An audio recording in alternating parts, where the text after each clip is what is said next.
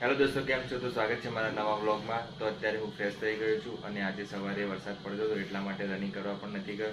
અને હવે હું બેગ પેક કરીને નાસ્તો થોડું કરવાનો છે, કરીને પછી હું લાઇબ્રેરી જવા નીકળું. તો ફટાફટ મારું બેગ કરી લઉં અને નાસ્તો કરી લઉં ફટાફટ. તો ફાઇનલી હું નીકળી ગયો છું લાઇબ્રેરી જવા અને ફટાફટ હવે લાઇબ્રેરી પહોંચું. તો દોસ્તો ફાઇનલી હું પહોંચી ગયો છું મારી લાઇબ્રેરીમાં.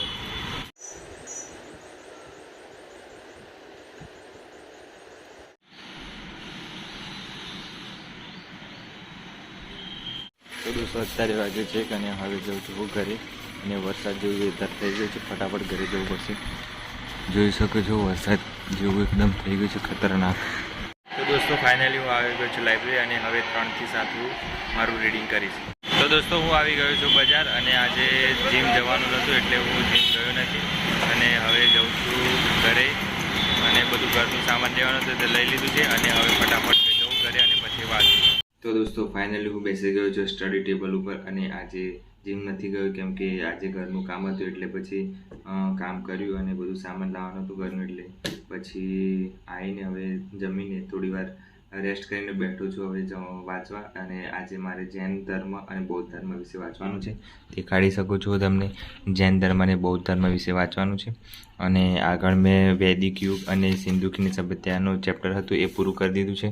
તો જૈન ધર્મ બૌદ્ધ ધર્મ વાંચી અને થોડું રિવિઝન કરી અને પછી હું સૂઈ જાઉં. અને અત્યારે વાગ્યા છે 9:30 જેવા.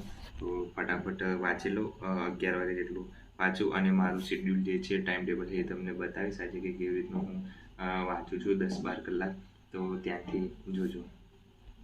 તો દોસ્તો જે જૈન ધર્મ બૌદ્ધ ધર્મ હતું એ વંચાઈ ગયું છે અને અત્યારે વાગે છે 11 જેવા વાગ્યા છે. અને હવે હું આ જે જૈન ધર્મ છે એમાં જે મેન ટોપિક હતા એ જ વાંચવાના હતા. જે મેં આ જે ટીક કરે છે એ રીતનું જ વાંચવાનું છે હવે તો, કેમ કે આ ફરીથી રિવિઝન કરું છું એટલે રિવિઝનમાં કંઈ વધારે ફરીથી ડિટેલમાં વાંચવા નથી હોતું.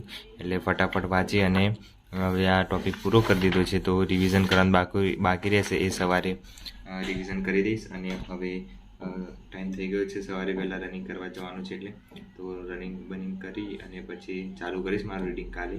તો કાલે કદાચ હું તમને બતાવી શકું છું કે ટાઈમ ટેબલ શું હોય છે. આજે થોડું ઉપર બતાવી દઉં કે મારું ટાઈમ ટેબલ ડેલીનું શું હોય છે, તો તમે એ રીતનું ફોલો કરી શકો છો.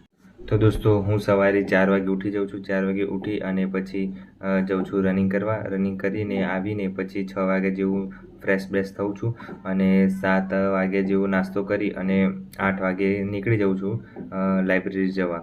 તો 8, 8:30 ક્યારેક 8:30 નીકળું છું એટલે એક્ઝેક્ટ 9 વાગે પહોંચી જાઉં. તો લાઇબ્રેરીથી 9 થી 1 વાંચું એટલે 9 થી 1 વાંચું એટલે 1 કલાક થાય છે મારા. 9, 10, 11, 12, 1 એટલે એ 4 કલાક થાય છે. પછી 1 થી 2 ની વચ્ચે હું જમવા આવું, બરાબર. એટલે 1 થી 2 ની હું વચ્ચે જમવા આવું તો 3 વાગ્યાથી પછી પાછો લાઇબ્રેરી જાઉં છું. તો 3 થી 7 પાછો વાંચું છું એટલે એ 3, 4, 5, 6, 7 4 કલાક એ બરાબર. એટલે સવારના 9 થી 1ના 4 કલાક અને 3 થી 7ના 4 કલાક એટલે 8 કલાક એ થાય છે, બરાબર. પછી 7 થી 9 હું જીમમાં જાઉં છું, બરાબર. પછી 9 વાગે હું જીમથી ઘરે આવું, પછી આવીને ફ્રેશ થઈ અને 10 વાગ્યા પછી વાંચવા બેસું હું. તો 10 થી 11 કાં તો 12 આ 2 કલાક સુધી હું રીડિંગ કરું. તો એમાં મારું રિવિઝન હોય છે. 2 કલાક રાત્રે રિવિઝન કરું, જે સવારે વાંચ્યું એનું ફાસ્ટ રિવિઝન કરું છું. એટલે 8 કલાક પહેલાં અને 2 કલાક આ એટલે ટોટલ 10 કલાકનું મારું ડેલીનું રૂટિન થતું હોય છે વાંચવાનું. એટલે ક્યારેક હું જીમમાં ના જાઉં તો મારે 12 કલાક થઈ જાય છે આરામથી. અને જીમમાં જાઉં તો 10 કલાકનું રીડિંગ થાય છે. એટલે મારું આવી રીતનું ડેલી શેડ્યુલ હોય છે. તમે આવી રીતે ફોલો કરી શકો છો. કેમ કે હવે એક્ઝામ નજીક આવે છે તો 12ના 14 કલાક પણ કરવા પડે, નક્કી ના કહેવાય.